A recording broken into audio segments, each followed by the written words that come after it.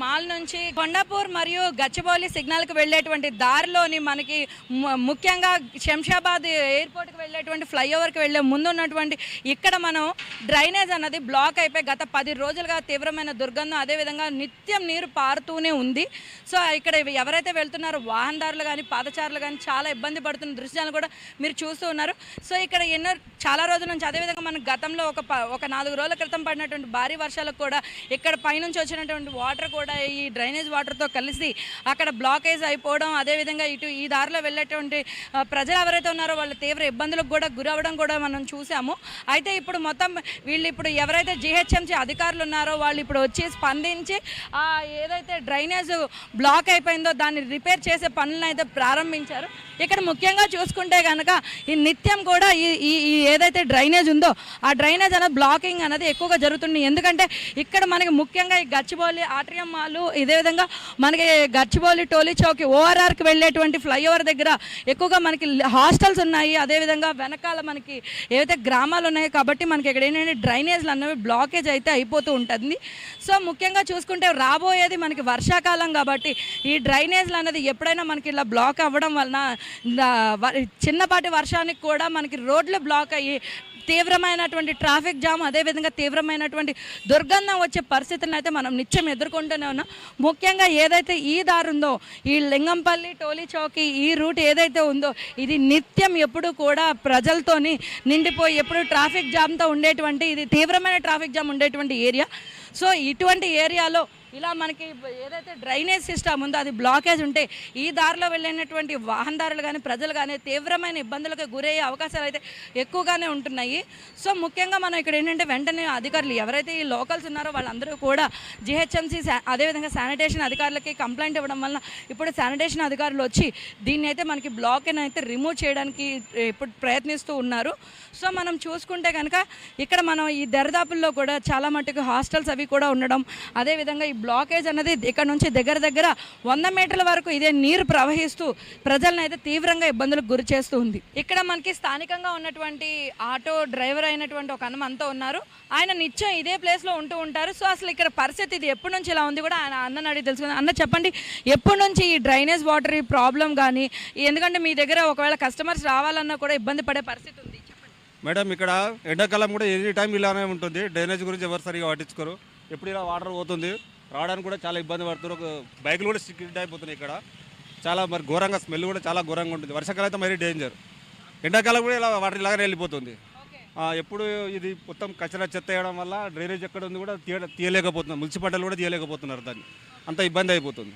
అంటే మీరు ఏమైనా కంప్లైంట్ పెట్టడం జరిగిందా? ఎప్పుడైనా మున్సిపాలిటీ వాళ్ళు వచ్చి ఇక్కడ క్లీన్ చేయడానికి ప్రారంభించారు? మున్సిపాలిటీలు వస్తున్నారు, క్లీన్ చేసిపోతున్నారు. వాటర్ మళ్ళీ అది పైకి వచ్చేస్తుంది. అందరు చెత్త కూడా ఇక్కడ వేసిపోతున్నారు. దాని దగ్గరికి వెళ్ళి ఇప్పుడు టీషర్ట్లో కూడా తీయరాకుండా అయిపోతుంది. ఇక్కడ అక్కడ చూడండి వాటర్ బాల్స్ అన్ని కచరా ఎలా ఉంది, అట్లా అయిపోతుంది.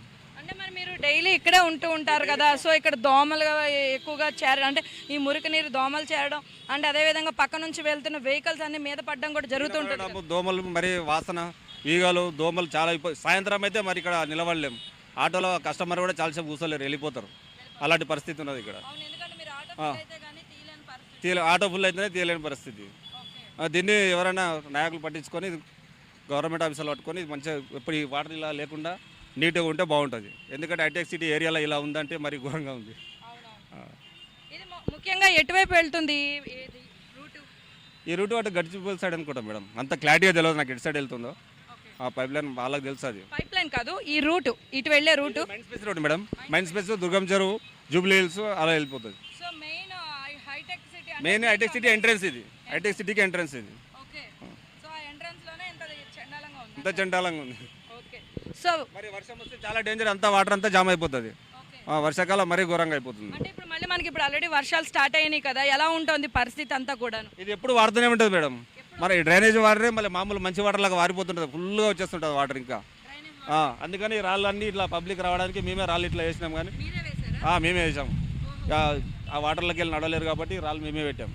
ఏదైతే డ్రైనేజ్ వాటర్ ఉందో అక్కడ నుంచి కూడా ఇది మొత్తం కూడా ఇక్కడ ఒక పక్కన ఉన్నటువంటి గల్లీలోకి పూర్తిగా అంటే ఇక్కడ మొత్తం వాల్గా ఉన్నటువంటి ఈ గల్లీలోకి వెళ్ళి ఒకే చోట అలా స్టాగ్నేట్ అయిపోయి కూడా మనకి నిత్యం వెళ్తున్నటువంటి ఎవరైతే ఇక్కడ ప్రజలు ఉన్నారో వాళ్ళందరూ కూడా తీవ్రం అంటే ముఖ్యంగా ఈ సందులోని మనకి రెసిడెన్షియల్ ఏరియా కావడం అదేవిధంగా ఇక్కడ వాటర్ అంతా కూడా స్టాగ్నేట్ అవ్వడంతో మనకి ఇక్కడ ఎవరైతే పాదచారులు ఉన్నారో వాళ్ళందరూ కూడా తీవ్రమైన దుర్గంధం మరియు నీటితో చాలా తీవ్రమైన ఇబ్బందులకు గురి అవుతున్నారు. సో ఇక్కడ స్థానికంగా ఉన్నటువంటి ఒక వ్యక్తితో మాట్లాడే ప్రయత్నం చేద్దాం. 7 डेज हो गया ऐसे चल रहा है. 7 डेज ऐसे चल रहा है और every time every full year ऐसे ही चल रहा है. कोई फुटा नहीं बंद होता है. दिस इज हाईटेक सिटी. मैं तो I am coming from Calcutta for AIG patient के लिए आए थे. पेशेंट 6 मंथ है. 6 month I was 6 month but I seen that full road ऐसे ही है. कोई साफ नहीं होता है. एआईजी यहाँ से कीम हॉस्पिटल है, जोसुदा हॉस्पिटल, सब हॉस्पिटल है. लेकिन ऐसे पेशेंट कैसे करेगा और तो खराब हो जाएगा. ऐसे फुल ईयर ऐसे ही रहता है. हम कैसे, हम तो आउटसाइड कमिंग फ्रॉम कलकत्ता, हम कैसे कंप्लेंट करेगा. I have picture, I have taken 2 picture. నా పేరు తేజ మేడం. ఇక్కడనే ఎంకోలు ఉంటాం మేడం. గత మా తాతలు అంతా ఇక్కడనే. మాది 4వ తరం ఇది. ఇక అల్కాపూర్ గాంధీ ఎమ్మెల్యే మేడం. కంప్లైంట్లు ఇస్తే పట్టించుకోడు. ఏ పార్టీ అంటే ఆ పార్టీకి వెళ్తాడు. ఈ రేవంత్ రెడ్డి పాలన వచ్చినప్పటి నుంచి ఇది మొత్తం ఇట్లా అయింది. ఏదన్నా కంప్లైంట్ చేయకపోతే మీరు మాకు ఓట్లు వేసినారా అదే ఇదని అల్కాపూర్ గాంధీ గారు మస్తార్లు అడిగినాము. అడిగితే అల్కాపూర్ గాంధీ ఎవరు పట్టించుకోరు. ఏమనంటే రాజునగర్ కాలనీ ఇక్కడ పక్కన ఉంది మేడం. మా బస్సు గురించి ఇట్లా చెప్పనికపోతే ఓట్లు మాకు వేస్తారా మీరు అది అని మాట్లాడాల్సి వస్తుంది.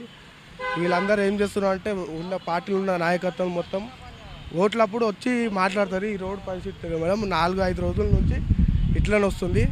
ఎవరు రోడ్ల మీద ఎవరు పట్టించుకుంటలేదు, కాలనీలలో కూడా ఎవరు పట్టించుకుంటలేదు మేడం. అంటే వాళ్ళు ఏమంటున్నారంటే ఇక్కడ హాస్టల్స్ ఉన్నాయి, హాస్టల్స్ వల్లనే ఈ బ్లాకేజ్ అనేది ఉంది అంటే అదేవిధంగా ఇక్కడ మనకి హాస్పిటల్స్ కూడా ఉన్నాయి కానీ ఈ రోడ్ అనేది ఇలా ఉంది అని మీరు ఎవరైనా అసలు దీని గురించి ఏమైనా ముందు నుంచి ముందు నుంచి హాస్టల్ వాళ్ళు కూడా మేడం పాపం హాస్టల్ వాళ్ళు కూడా వాళ్ళు అట్లా ఏం చేయరు మేడం.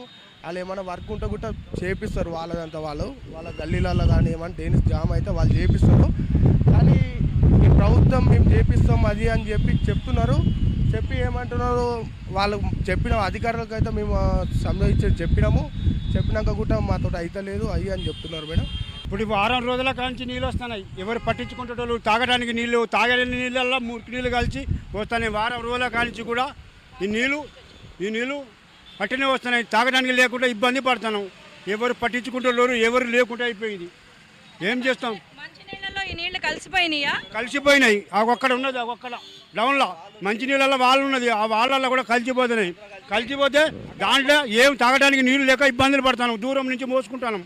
ఎవరైతే క్లీన్ చేస్తున్నారో ఈ శానిటేషన్ వాళ్ళు కానీ జిహెచ్ఎంసీ అధికారులు తెలియజేస్తుంది కూడా ఏంటంటే ముఖ్యంగా ఇక్కడ ఈ చుట్టుపక్కల ఉన్నటువంటి హాస్టల్స్ వలన ఈ బ్లాకేజ్. ఎందుకంటే మేము ఎప్పటికప్పుడు నిత్యం కూడా ఇన్స్పెక్షన్ చేసి ఏ డ్రైనేజ్లను అయితే క్లీన్ చేయడానికి ప్రయత్నిస్తూనే ఉంటాము.